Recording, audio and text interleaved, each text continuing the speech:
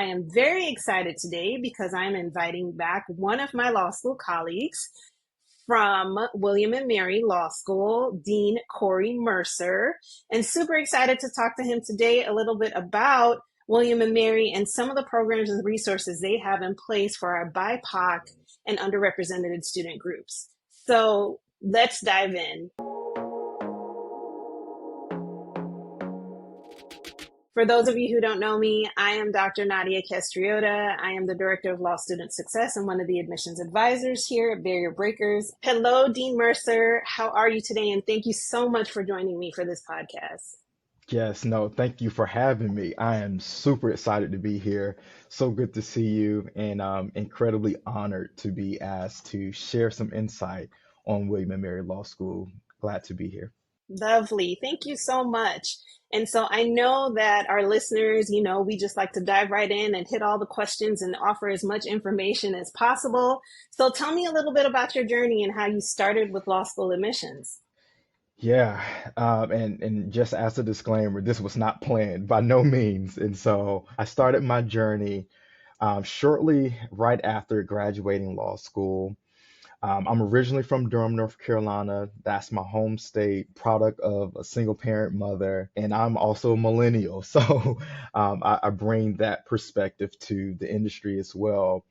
But I went to law school. I wanted to practice law, start my own firm in my home city of Durham, North Carolina. But that was not the case at all. So I've enjoyed my journey thus far. I transitioned shortly after graduating law school to work at my alma mater, North Carolina Central University School of Law. I received a phone call from one of my favorite professors about a year and a half after graduating law school. I'm preparing for the bar. I'm working at a firm. I answered the call. He said, "Hey, your name came up in some conversations, and we want you back at the law school." And so I accepted the offer. I started as the assistant director of admissions at NCCU School of Law. Then I worked my way up to director about maybe a year and a half or 2 years later. And then I found my passion, right? Through all of that, my life experiences, my academic experiences really came full circle. I've enjoyed the journey. I stayed at NCCU School of Law for a little over 3 years, and then I transitioned here to William and Mary Law School last year. And so I'm definitely excited to continue this journey, but this is definitely was not my original plan at all. But despite my experiences, I really, really appreciate what I do. I'm really, really passionate about what I do in admissions and making increasing access for students to attend law school and helping them navigate this incredibly difficult process. So that's a little bit of how I got here in a nutshell. But nonetheless, I'm excited to be here. Thank you so much for sharing. I love that. I will say that we never planned to get into this field, but once we get here, and I think I can share this, most of my colleagues as well, that we love what we do, right? We get into the field and it's making sure that we can help our students along this journey and making sure we can support them. And, they don't know what they don't know. So we want to give them as much information as possible, right? All the resources that they have available that we didn't even know that was out there when we were coming up. And so to do that and pass that information along, I think is so important. So thank you for everything that you do. I do want to touch on the fact that you mentioned moving from North Carolina Central Law School over to William and Mary. And how was that transition? I can say with certainty that it was very different coming from an HBCU to now a PWI. So can you talk a little bit about that for me?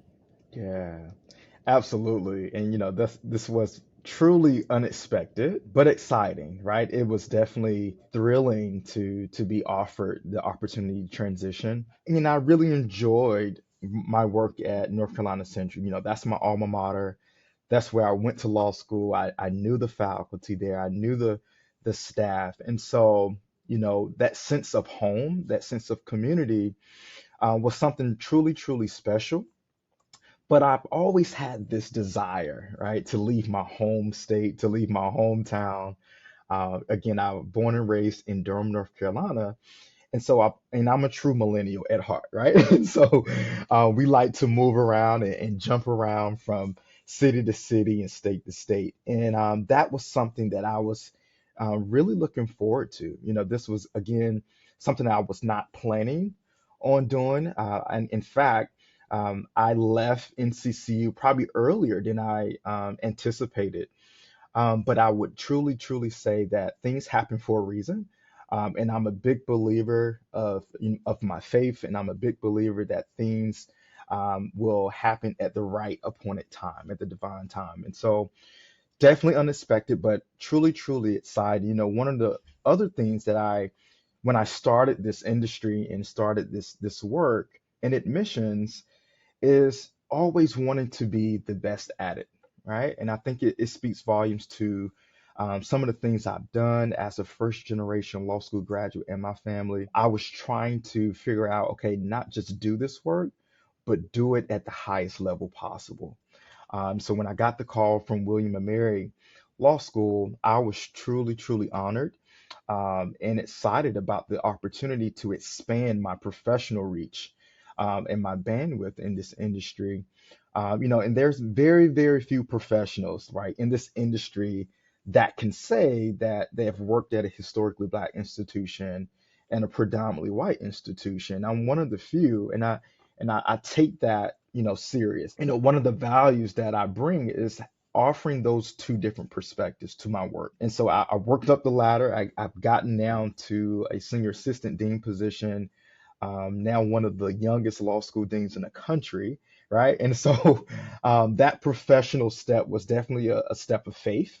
But I'm excited to take that step and be in a community that's supportive of who I am, which was another important aspect of that transition. So, and the great thing about Virginia, I had family in Richmond, I have family in Chesapeake, Virginia as well. And so there was a sense of community when I transitioned from North Carolina to Virginia, which kind of made that transition go much, much smoother. But Williamsburg now is just, I would say, my new favorite small town. There's so much to do, reminds me of home a little bit. And I've started connecting with the community now. And look, been here over 8 months, and I've now called this place my home. So excited to be here.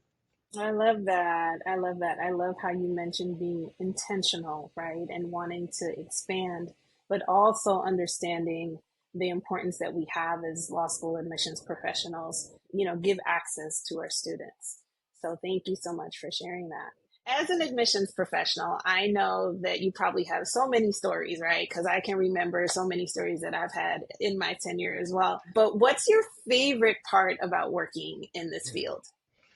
Yeah, that's a really, really good question. And so many thoughts come to mind because I really, really enjoy getting up every day and going to work. And it doesn't even feel like work. And so I think the important part when I think about my role in admissions and kind of why I started and kind of why I fell in love with the work, it's really been a steward of increasing minorities in the legal profession, right? Aiding and diversifying the legal profession. It's truly one of my favorite things. And one of the reasons why I even wanted to go to law school is to increase, right, this 5% in the profession. And so one of the great things I enjoy is expanding access and increasing access for minority students. I would say the second thing that's top of mind when I think about the work that I'm doing is the impact, right? It's the impact that I have on people's lives. Our role in admissions is truly a special role to be the people that people are coming to with their dreams, their passions, their goals. And we're really the stewards of those dreams and goals. And so that impact, reading personal statements, I really enjoy hearing people's stories and what they are able to offer the larger legal profession. And so I get really excited. I was just on a panel yesterday talking about personal statements, and it's something about that energy. It's something about listening to people's stories and the impact that they will have in the work that we do. It's truly an honor to do this. Oh, I love that. You said two things that I fell in love with. One about the steward being a steward of their goals. Oh yes, right. Like that is I tell my students, and this is the second thing, that this is their journey, but it's a privilege that they have allowed us to be a part of this journey, right? To help them along the way. So yeah, amazing. Yes. So let's talk a little bit about some of the diversity initiatives that you have at William and Mary. Can you tell me some of the successful initiatives or programs that you have right now currently at your law school? Yeah, and it's so many, and this is one of the reasons why I decided to transition to William and Mary Law School. It's because of the work that's been done. And again, this is ongoing work. And I think, but a part of my vision starts with the broader law school vision. And one of the great things that I enjoyed about our leadership is that they are intentional about creating opportunities for minority students. And so the law school visions, it starts with our dean, Benjamin Spencer, who's an African American male who set out a very strategic vision of what diversity looks like, what equity looks like, and what justice looks like here at the law school. And so, a part of his plan of what we call his why we can't wait initiative here at the law school is a multifaceted vision, right? It's a 12-point action plan that really encompasses on how we address justice, how we address issues of equity, how we address issues of diversity, not here just at the law school, but on the entire William and Mary campus in the legal profession. Part of my thought process, or how do we expand the vision, right? How do we continue to move that vision forward? And one of the first things that, I started to do when I arrived here at William and Mary is to really assess how we are recruiting students, right? The makeup of our applicant pool. Are we doing what we can to really reach those target populations of students who may not have the funds to attend a law school form, right? Who may not have the resources to pay an application fee, right? And so, one of the great things about this diversity work is that it's everybody's job, right? It doesn't just stop and start here in admissions, but there is a concerted effort and a shared commitment on what that looks like. Some of the things that I've started that we've all have done in admissions is expanded application fee waivers to all students. One of the great things about I would say not so great things about law school and applying to law school is the costs associated with that. And so what we're trying to do is be intentional in eliminating some of the financial barriers to even apply to law school. We've started actually offering more cash report fee waivers now than we ever had in history. Also, the great things about this legal landscape is that the number of minority students in the profession are increasing every year, right? And how do we position ourselves at the law school to really assist this new population of students and to help them navigate this process? The other thing that we're constantly talking about is offering maybe a conditional admissions program, right? What does that look like for minority students? There are some institutions who have almost perfected maybe a conditional admissions program, which is essentially a 2 weeks course, simulated course, and it really prepares students for the rigors of law school. And so it really has opened the door to a whole set of, population of students, our minority students who may not perform well on standardized tests, but still have the work ethic, still have the overall commitment and aptitude to do well in law school. And so those things are definitely top of mind in terms of the diversity work.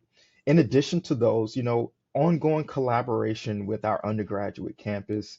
There are some phenomenal student organizations, Minority Pre-Law Association here at William and Mary on the undergraduate level.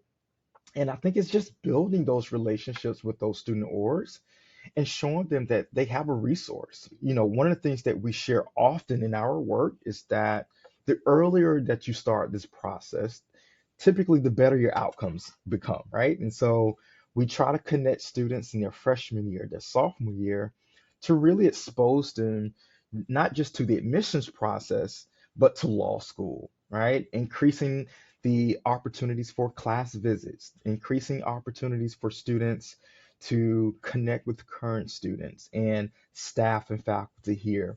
And so that's definitely something that we're striving to do. And we've made some really, really good traction with our undergraduate relationships and partners that's here situated on the campus of William and Mary. In addition to that, expanding some of the minority fellowship programs in terms of our full tuition program, our Lemon Legal Scholarship program. It's definitely something that has also birthed out of Dean Spencer's Why We Cannot Wait initiative. Historically, in the past few years, we've done a really, really good job in identifying students and rewarding students, but I think we can do more. We have awarded in the past two to 3 years at least 5 recipients every cycle, but we're looking to expand that number. And I think we're definitely doing the work to not just increase our applicant pool, but to also recruit students who may benefit from that particular scholarship program. We have also looked at, our Hispanic serving institutions, right? Our HBCUs. How do we recruit and connect with those institutions a little bit better? And the great thing about our office now, we have the bandwidth, and we've probably been the largest that we've ever been in history with a total of 5 admissions members. So we can really conquer and divide and really kind of spread our bandwidth across the country and our reach to attract students who may not historically have opportunities to apply to William and Mary Law School. And so there's ongoing work, that we're doing, constantly thinking about how do we recruit better? How do we connect with students better? And one of the great things I've learned in my few years in this industry is trying to humanize this process, especially for our diverse and minority population of students. And the way to do that is to make yourself available, right? And it may be a little bit more work on the back end, but I think about my why, and I think about why I started this work is that students need a mirror, right? Students want to see themselves in that environment, to see themselves being able to thrive in the law school community when it's already incredibly competitive, right? That's an important aspect of this job as well, building relationships and nurturing those relationships and not just being, oh, just apply. No, let me show you how to do this and navigate this process because we have the resources to make that happen. So those are some of the things that we're definitely working on and definitely continuing to think about and how we can improve what we do. And I think the great thing is that there's again this shared vision of what that looks like. And we're constantly improving in every aspect of and every facet of this process.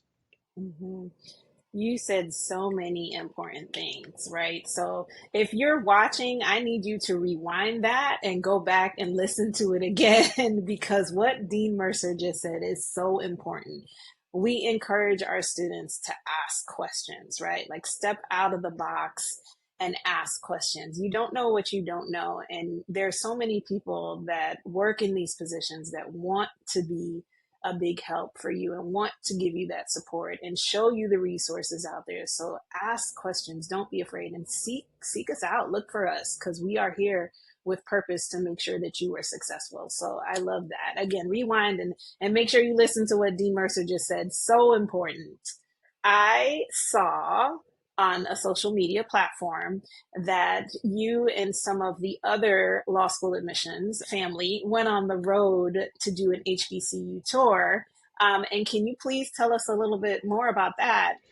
Yeah, absolutely. That's, one of the great things that you find in this profession are like-minded individuals and who all have a vested interest in ensuring that we're doing as much as possible to reach minority students. This past week, actually, in the month of February, a few colleagues of mine, we launched and hosted the second annual HBCU Pre-Law Tour.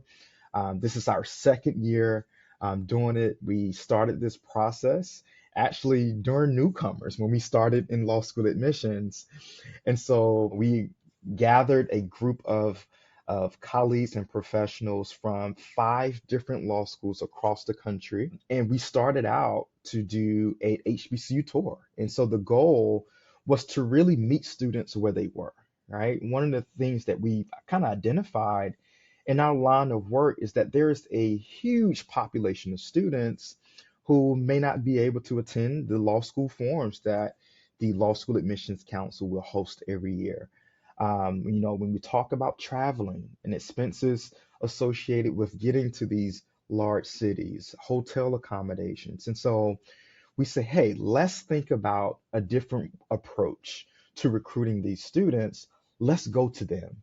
And so we identified a number of historically Black colleges and universities along the South region area in the country. North Carolina Central, of course, North Carolina A&T. We identified Dillard University, at Xavier. We attended Morehouse, Spelman, Howard University, UDC, so many more institutions along this journey. And one of the things that we do is really have real conversations with students. What we did at each program, it varies.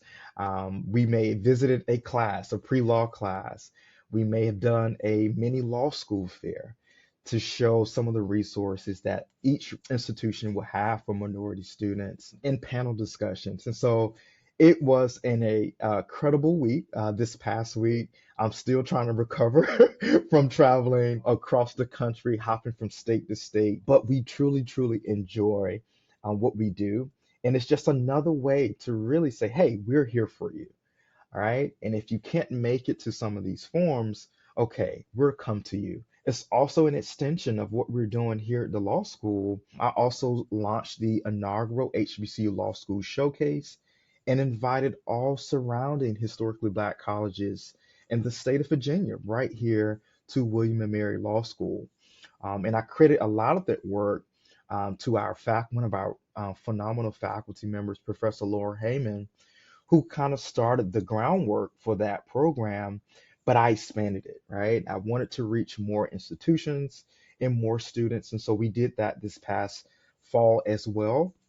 And so we're constantly, again, thinking about creative ways and innovative ways to reach our students. Really, really good work. I'm excited about what next year looks like as we're looking now for grants for our HBCU pre-law tour so we can reach more students. And so this is incredible work. I'm excited for it. And I'm definitely thinking about ways to really bring students to understand that this process, yes, it's hard, it's challenging, it's tedious, but you have people that actually care about your success, and you have people that will help you navigate this incredibly difficult process. So, definitely excited about that and the work that we're constantly doing and eliminating some of the barriers for students to have access to this information.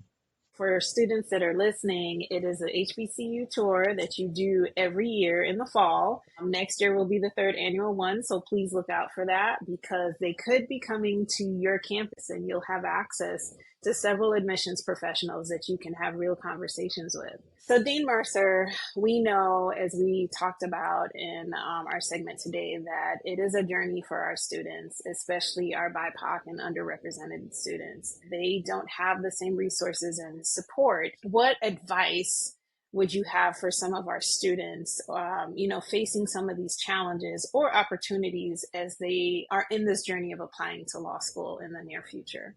Yeah, absolutely. And this is something that's truly special to me because I look back at my experience as a first generation law school graduate, and I recall my experience in navigating this process and hitting my head so many times. And so, one of the things I did not have the value of is picking up the phone and calling family, right? Calling mom, dad, hey, I'm going to law school. What should I do?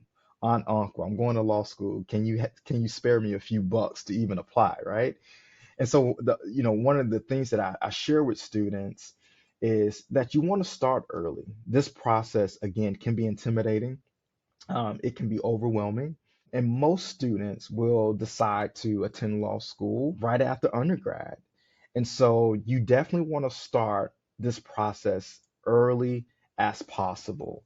We share with students often that, and when you're looking for a law school, you may want to be thinking about these things in your sophomore year, right? After you complete your freshman year, freshman year, you're still trying to get adjusted to college, and all the experiences that come with that. But as you matriculate sophomore year, junior year, you definitely want to start looking at the application process. You definitely want to expand your network. You want to join that pre-law association to be exposed to some of the resources and the people that will assist you on this journey. There's no such thing as starting too early, because I think it's so much information. And two is learn as much as you can, right? Be a sponge. One of the great things that I've had by way of my experience is mentorship.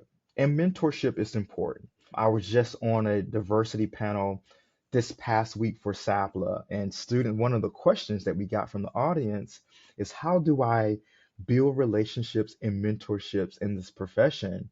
And a way to do that is to connect. Again, maybe you have a pre-law association or pre-law advisor to really be a mentor and someone that you can connect with, to share and to ask questions. Again, there's no crazy, or what we like to say, there's no such thing as a stupid question in this process. And the more you ask and the more you talk to people, I think the better equipped you will be to make these informed decisions on how to apply, how to be successful, and what law school that you should be applying to.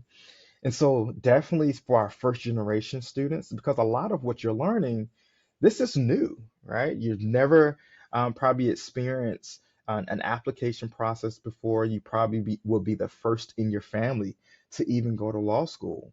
And so, you want to learn as much as you can, soak it all in. The last bit of advice I would share, more of a practical thing, but confidence, right? Confidence is key. I share this with students all the time, and I'm probably one of the few that try to dispel this myth about imposter syndrome. You are enough. You can do this.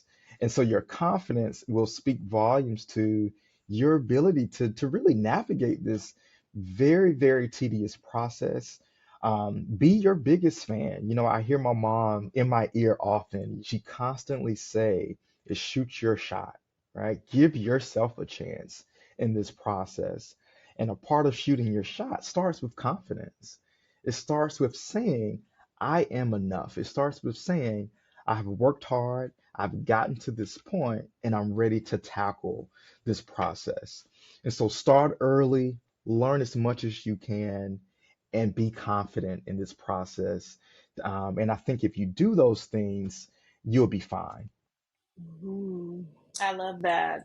We often tell our students, you deserve to be here, right? In this seat, on this journey. And, like we just support you through it, but this is all you. This is all you, right?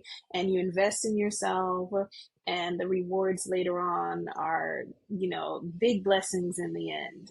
You probably see lots of students in this process. And so, what are some things that you wish students would ask more about? What types of questions?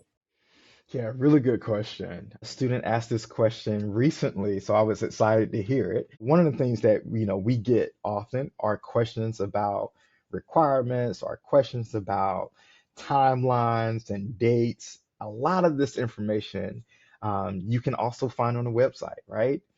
And so, but one of the things that I really, really enjoy is when students ask about what qualities and personal characteristics that make successful law students, right? That make the most successful law student.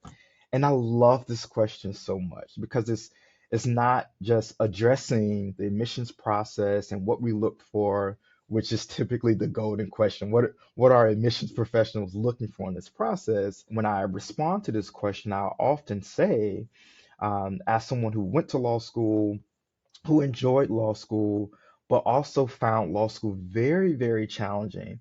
But also one of the most rewarding experiences that I've had is that there's a certain level of grit. We want to see grit, we want to see perseverance. We want to see those who are able to really overcome adversity.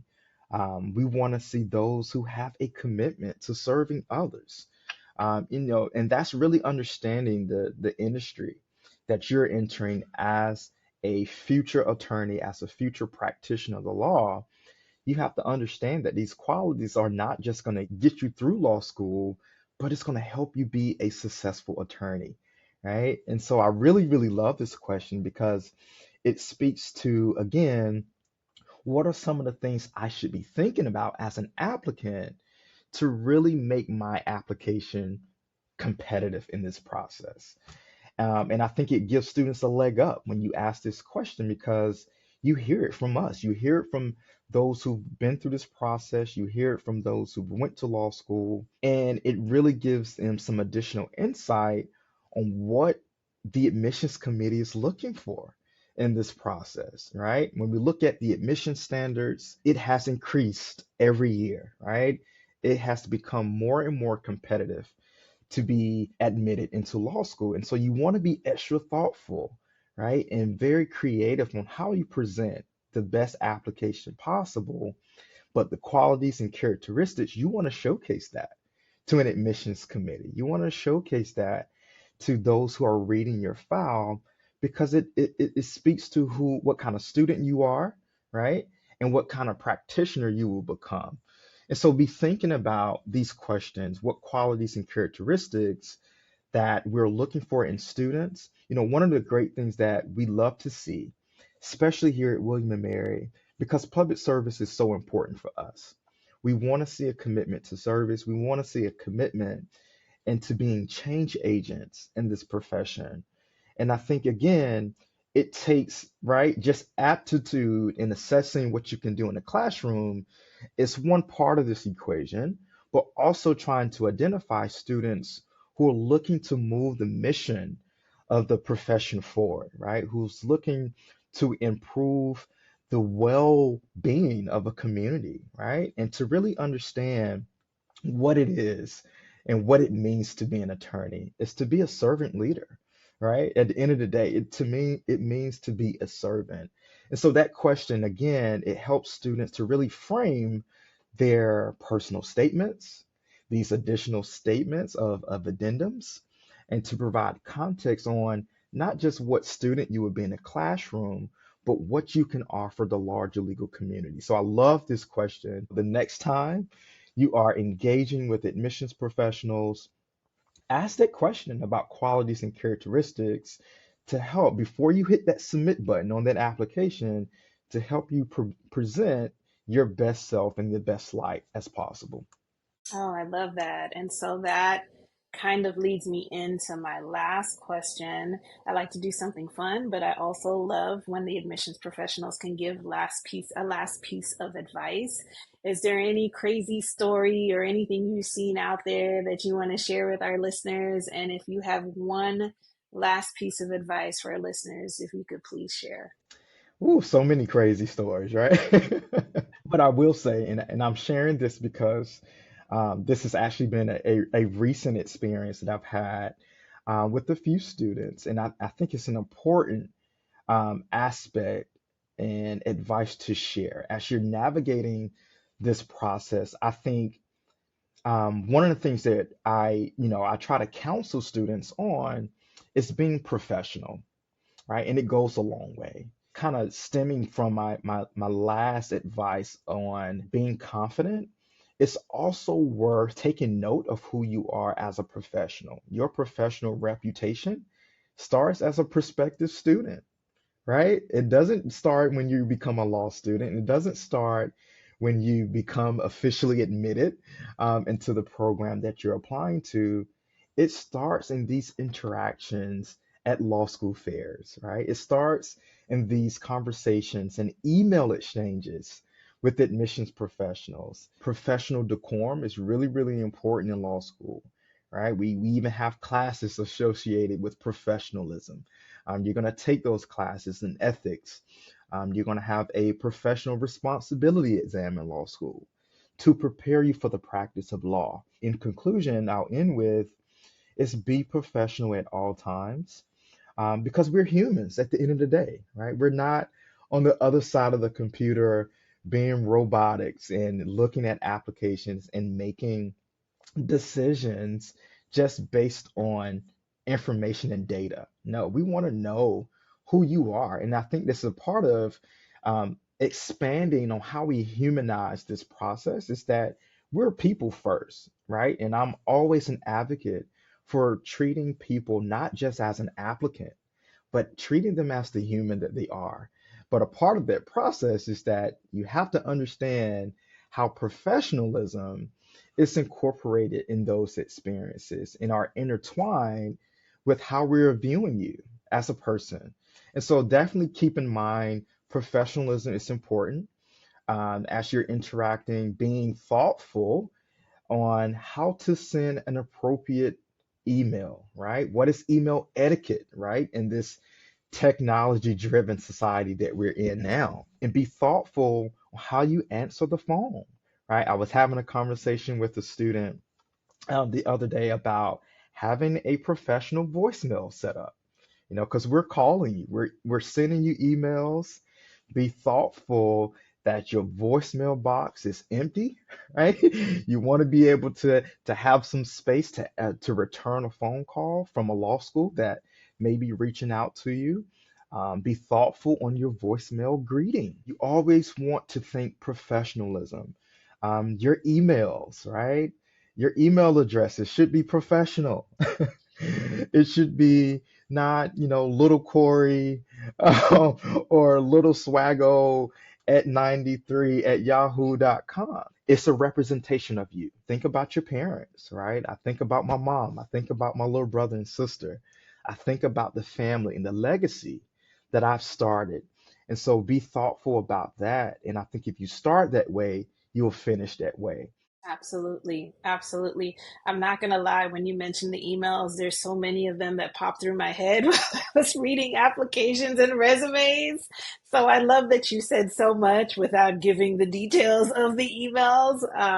But, it is a very serious matter, right? Like what you just said, checking your tone, making sure there's balance in your emails. You're not projecting any personal feelings, right? And just being professional. It starts in the beginning of the process. So I love that you brought that to light for us because I think they're so nervous and overwhelmed and frustrated that they forget sometimes that they let the feelings and the anxiety get a hold of them. And so I'm like, take a deep breath, just take a step back. I often tell my students, get out your head, right? It's okay to be nervous, but we can do this. And so I love that you brought that to light in your last piece of advice. That was great. Thank you so much for sharing. So I've had a really great time talking with you, speaking with you today. I am so happy and thank you so much for joining us. Do you want to drop your information so if they want to reach out to you, they can reach out to you at William and Mary? Absolutely. You're welcome to reach out to me. Excited to connect with students, to again, who's preparing for law school. You can find my contact information on the law school website, but if you're listening in, my email address is kjmercer, MERCER, at wm.edu. Again, you're welcome to shoot me an email.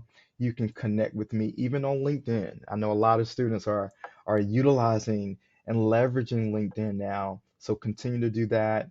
You're more than welcome to type my name in on LinkedIn, Corey with the K, Orey, Mercer, Mercer. But thank you so much, Nadia. It was such a pleasure to share some additional insight, and we truly, truly honored to be here. Well, I appreciate you for being here. Thank you so much.